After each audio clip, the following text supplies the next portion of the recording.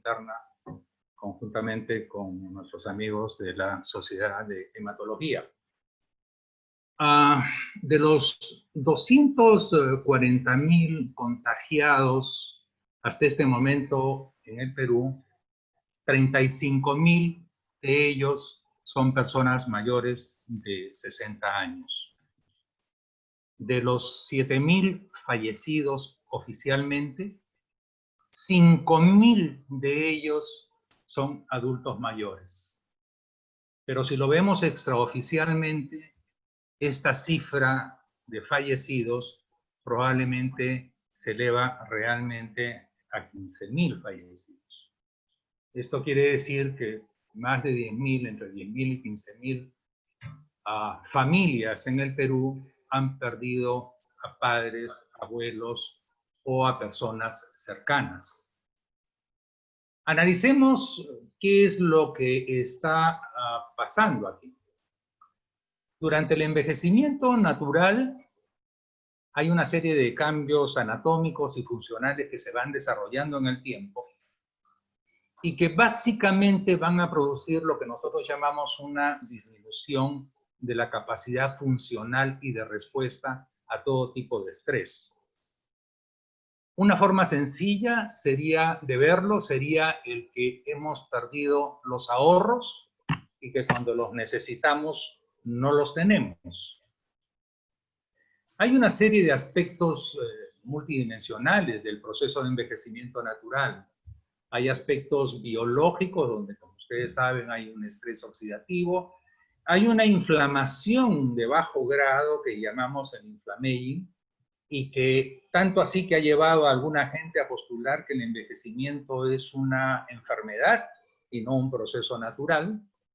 Hay una serie de factores de riesgo cardíacos, y no solamente cardíacos, sino globales, que son importantes a tenerlos.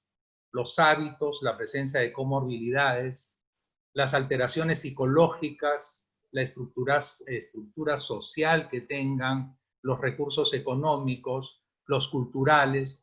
Todo esto interactúa desde el punto de vista del envejecimiento, y la progresión de este envejecimiento va a variar con las circunstancias individuales. Eso ya nos está hablando de que no todos envejecemos al mismo tiempo ni en la misma magnitud. Hay una serie de cambios anatomofisiológicos en el adulto mayor, y en la parte pulmonar pues hay una pérdida de la elasticidad pulmonar, una disminución de la velocidad del moco traqueal, lo que no permite limpiar adecuadamente los microorganismos que se quieren alojar ahí, y hay una disminución de reflejo antitusígeno normalmente que no permite limpiarlos y expectorarlos. Pero también hay una serie de cambios inmunes, que es lo que nosotros determinamos o llamamos inmunosenescencia, donde justamente los elementos más importantes de la defensa contra los virus, como es la citotoxicidad mediada por células, está disminuida en los adultos. Y esto pudiera explicar en alguna forma la agresividad con que recibe el huésped a los virus en general. Pero no todos los adultos mayores son iguales. No todos los adultos mayores somos iguales. Entonces hay una clasificación muy simple, que es la que yo utilizo. Los que llamamos, se denominamos básicamente sanos, que en la lectura anglosajona son los que se les reconoce como robustos. Los que tienen procesos mórbidos pero que están controlados. Los que tienen procesos mórbidos pero que no están controlados. Y cuando me hablo de procesos mórbidos, pues me estoy refiriendo a hipertensión arterial, a problemas coronarios, a dislipidemia, a diabetes, etcétera, etcétera. El otro grupo que es muy importante dentro de geriatría son los denominados frágiles, que son los más vulnerables. Y finalmente el grupo de adultos mayores que ya tienen una demencia marcada, severa, y otros que están en la etapa terminal de su vida. Entonces, estos pacientes que tienen los procesos mórbidos no controlados y los frágiles son pacientes donde debemos tener el máximo cuidado. Miren ustedes cómo en general los adultos mayores usualmente la mayor parte de ellas tienen por lo menos una condición clínica. O son hipertensos, o son diabéticos, o son dislipidémicos, o tienen problemas coronarios, o tienen enfermedad pulmonar crónica. 50% de este 80% tienen 3 o más condiciones mórbidas. Como ustedes saben, hipertensión arterial más del 50% son hipertensos. Problema de que acá en el Perú, solamente el 20% de todos los hipertensos peruanos están controlados. O sea, el 80% o no lo saben, o no están siendo tratados, o no están adecuadamente controlados con los medicamentos. La diabetes es una prevalencia de alrededor de 10%, pero la tercera parte están controlados nada más. Tenemos un problema de obesidad en el Perú, donde la cifra global es de 55 a 60% de nuestra población en adultos mayores de 18 años. Felizmente, los adultos mayores tienen una prevalencia menor. En lugar de ser entre 55 y 60%, tienen una prevalencia de 33%.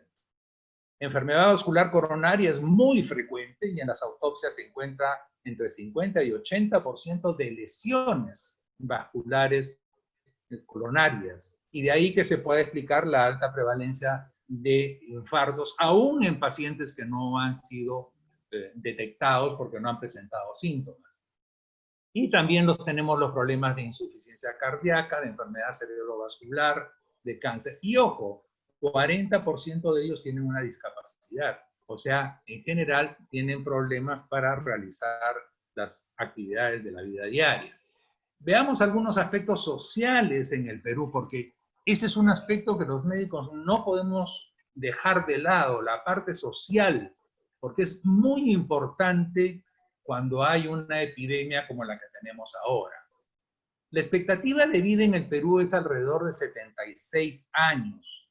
Como ustedes saben, las mujeres siempre viven más que los hombres. En ellas son 79 y en los hombres 73. Pero esto como que oscurece cifras que no corresponden a todo el país. Si nosotros nos vamos a la zona de Huancavelica o Apurímac, la expectativa de vida es menos de 60 años. Si nos vamos nosotros a determinados barrios de Lima, la expectativa de vida supera los 80 años como si estuviéramos en un país desarrollado. Entonces esto es importante tener sus cifras regionales, inclusive muchas veces locales. Hay alrededor de 4 millones de personas mayores de 60 años en el Perú. Y vean los datos sociales que son importantes. El 43% de los hogares en el Perú tienen por lo menos un adulto mayor. El 38% de las personas mayores de 70 años viven solos o con su pareja.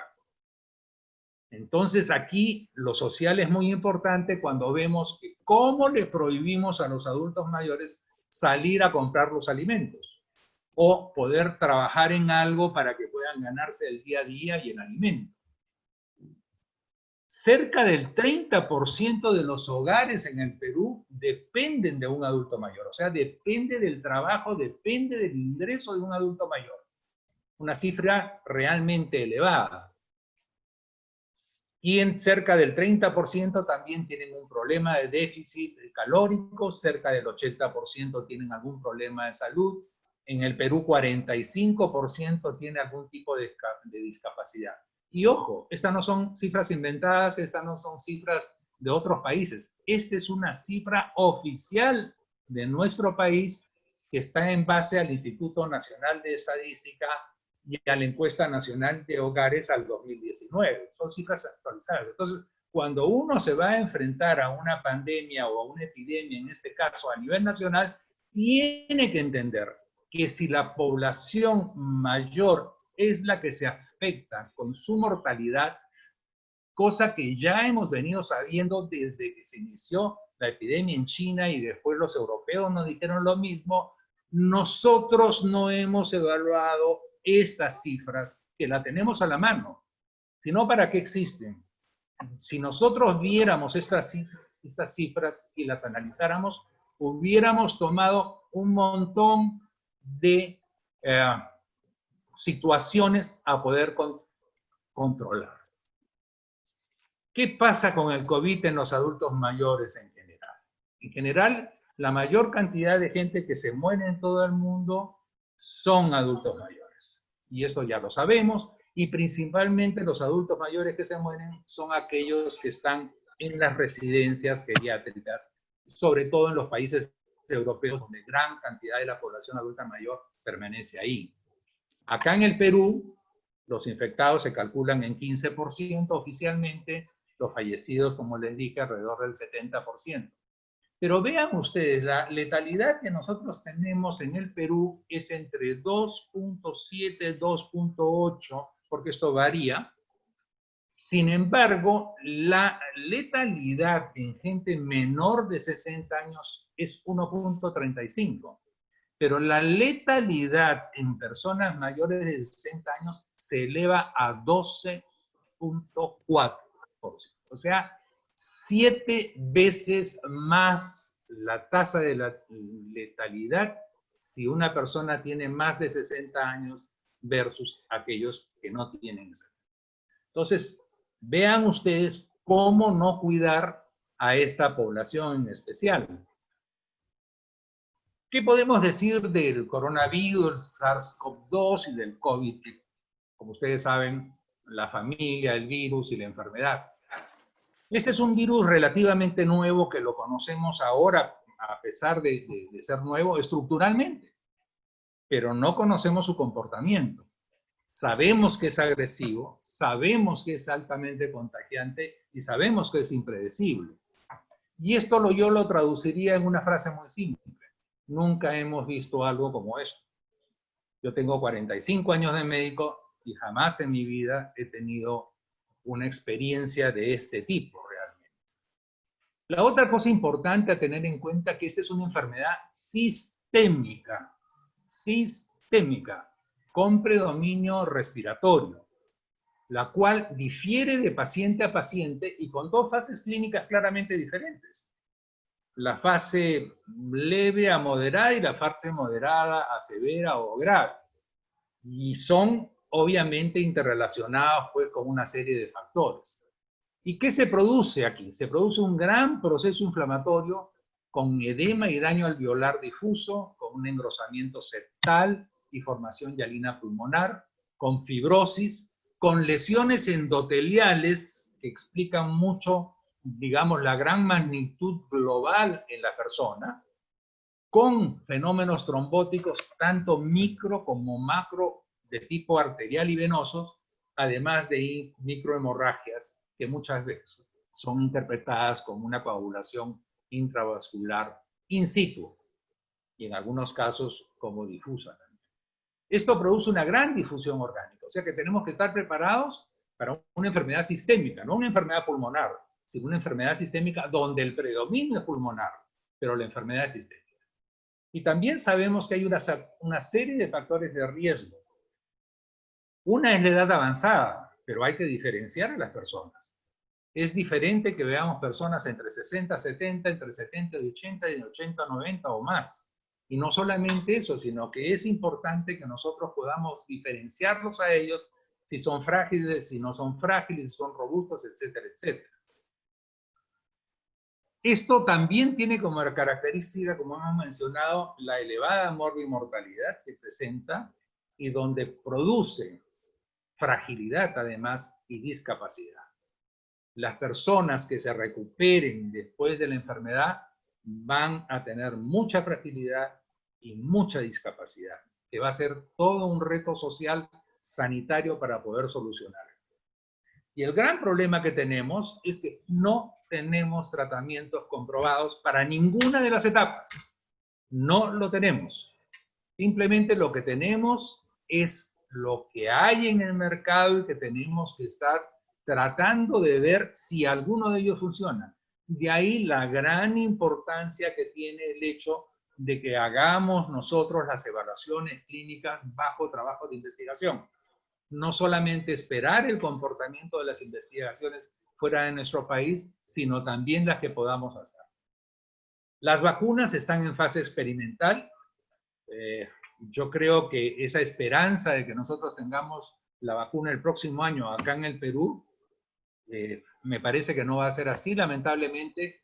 Es probable que nosotros la tengamos a partir del 2022. La vacuna va a tener que ser producida.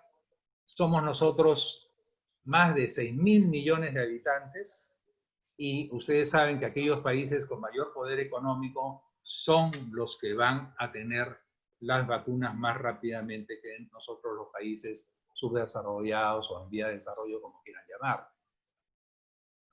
¿Cuáles son las medidas de protección a adultos mayores que debemos tener? Y esto es muy importante que nosotros como médicos le digamos a la población adulta mayor qué debemos hacer. Este es un problema de carga viral y de tiempo de exposición. Véanlo así de simple.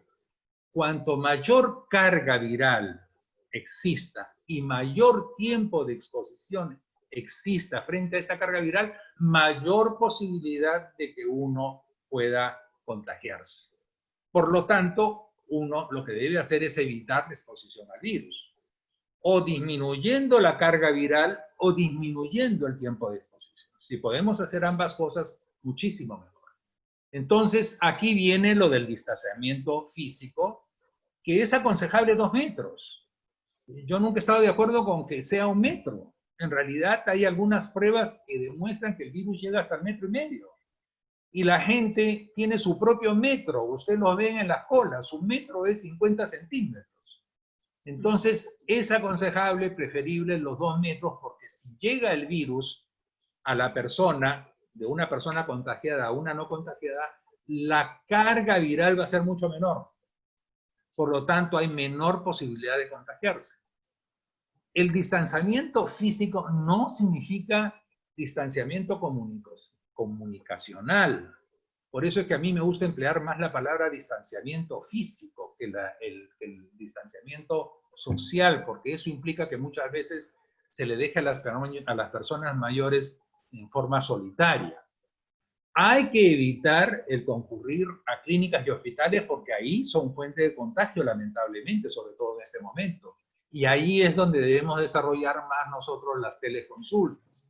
Evitar el transporte público, evitar los bancos, evitar los ascensores, donde ahí se puede concentrar una gran carga viral. Como ustedes saben, alguien tose dentro de un ascensor, sale de ese ascensor y se quedan todos los virus en el aire y en los lugares donde uno se apoya.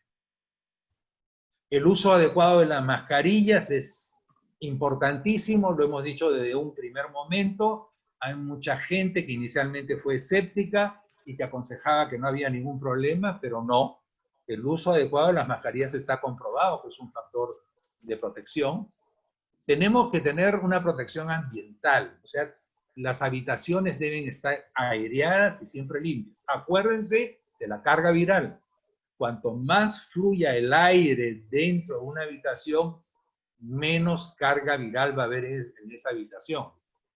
El lavado de agua con agua, el lavado de manos con agua y jabón es imperioso, pero no 20 segundos, hay que decirles medio minuto. ¿Por qué? Porque inconscientemente la gente trata de lavarse las manos muy rápidamente. Y hay que acordarse que no solamente se deben lavar las palmas, sino que también deben lavarse los dorsos de las manos, las uñas, las zonas interdigitales y, ojo, algo que no se ha dicho hasta el momento, las muñecas. Hay una serie de estudios microbiológicos donde se demuestra que la mayor cantidad de sudor en las manos se deslizan hacia la zona de muñecas. Por lo tanto, hay que lavarse las manos, incluyendo las muñecas. Un aspecto muy importante son el de las personas que están alrededor de los adultos mayores. Por ahí entran los virus a los hogares en general. Son las personas que van a comprar al mercado, son las personas que se van al trabajo, que utilizan los transportes públicos, etc. Ellos son los que introducen el virus al hogar, estando los adultos mayores aislados en sus habitaciones o en algún ambiente de la casa. Mucho cuidado con los cuidadores o cuidadoras en adultos mayores dependientes. Importantísimo la nutrición balanceada y la hidratación adecuada. Y no quiero dejar de mencionar algo que está sucediendo actualmente. Las comorbilidades deben estar controladas adecuadamente. Por múltiples razones, las personas dejan su medicación antihipertensiva, dejan sus medicamentos antidiabéticos, dejan una serie de cosas. Se está aumentando de peso muchas veces dentro de los hogares por la mayor cantidad de posibilidad que a veces uno tiene de ingerir alimentos dentro del hogar, y dejan de hacer actividad física, porque en sitios pequeños es bien difícil poder hacer algún tipo de actividad física, aunque siempre hay formas de hacerlo, pero esto está limitado. Entonces, cuidado con estos adultos mayores. Hay que acordarse que la gente puede, en relación al COVID, puede morirse por COVID o puede morirse con COVID. O sea, yo puedo infectarme con el SARS y morir por un infarto y no relacionado necesariamente a COVID. O puedo morirme por un infarto también, pero que sí está relacionado al COVID. Entonces, eso hay que tratar de diferenciar, y ese es el problema que tienen los epidemiólogos y que vamos a tener en los próximos años para tratar de ver quién se murió con COVID y quién se murió por COVID. Hay que tratar de mantener la actividad física, mental y social, y ojo, este es algo que quiero hablarlo claramente. Se tiene que tener la inmunización actualizada contra la gripe, contra el neumococo. Lamentablemente, porque a alguien se le ocurrió salir en las redes y decir que no debían vacunarse, se ha causado la interrupción del sistema de vacunación nacional. Y eso no debería pasar, porque estas personas van a tener problemas en los siguientes meses. Hay que hacer una serie de mediciones basales y periódicas. Acuérdense ustedes que cualquier molestia genera alta sospecha de COVID, que hay que hacer una medición de las funciones vitales en forma basal para tener luego comparativos si aparece algún tipo de molestias. El oxímetro de pulso se ha vuelto indispensable tenerlos en los hogares. Hay que hacer la prueba expiratoria de Roth, el conteo expiratorio máximo, o sea, tomar el aire y contar para poder saber eso de base, cómo nos va a seguir en un futuro. Hay que tener un registro escrito de todas estas cosas que anunciamos, y hay que tratar de evitar nuevos medicamentos, salvo que sea imprescindible. ¿Por qué? Porque los nuevos medicamentos también pueden estar de efectos secundarios, y al tenerse efectos secundarios no van a alguna de las formas atípicas de presentación de COVID, o si es un síntoma de un medicamento. También vamos a tener el problema del síndrome de descondicionamiento, que es un síndrome en donde el cual disminuye toda la capacidad de la persona y que es producto de la inactividad, del reposo cama y del estilo sedentario que se va a traer. Y aquí se producen pues una serie de efectos anatómicos y fisiológicos que pueden ser desastrosos realmente y que disminuyen las actividades diarias de la vida. Este es un estudio de Nilton Custodio, interesante, pacientes con demencia. En 2 meses, él y su grupo del Instituto Peruano de Neurociencias, en 2 meses en pacientes con demencia, han encontrado alteración negativa en el área cognitiva, en el área psicológica y conductual y en el área funcional. En 2 meses de enfermedad. Conclusiones, que es lo que deben llevarse a casa: población en alto riesgo y desprotegida, concomitancia de factores de riesgo y hay que controlarlos adecuadamente, problemas físicos, mentales, psíquicos, sociales y económicos, nutrición e hidratación adecuadas, acordarse de elevada mortalidad, hay que tener un alto nivel de sospecha clínica, hay que tener medidas de prevención desde el punto de vista de la contención y mantener su inmunización actualizada. La OMS nos dice que actualmente las personas en todo el mundo viven más tiempo y en mejor estado de salud, pero que la enfermedad del COVID puede tirar por la borda los avances logrados en los últimos años. Algo que es muy trágico, no solamente en el mundo, sino principalmente en nuestro país. Muchas gracias.